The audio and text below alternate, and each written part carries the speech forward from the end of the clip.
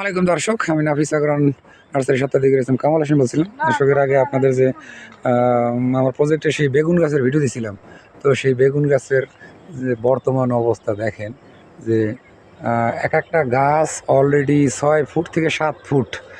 আমার হাইট হলো প্রায় 6 ফুটের কাছাকাছি।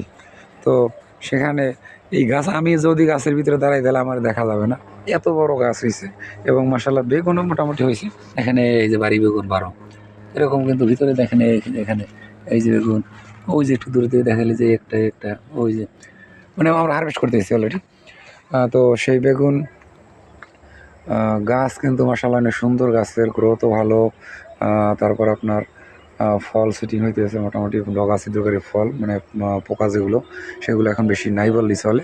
তো আমরা এই পাশে বাড়ি লাগাইছিলাম, বাড়ি বেগুন 12, আর আমরা এই দিকে লাগাইছিলাম আমাদের দেশীয় একটা জাত সাদা তাল বেগুন যেটাকে বলা হয়। তো এখানেও মাসাল্লাহ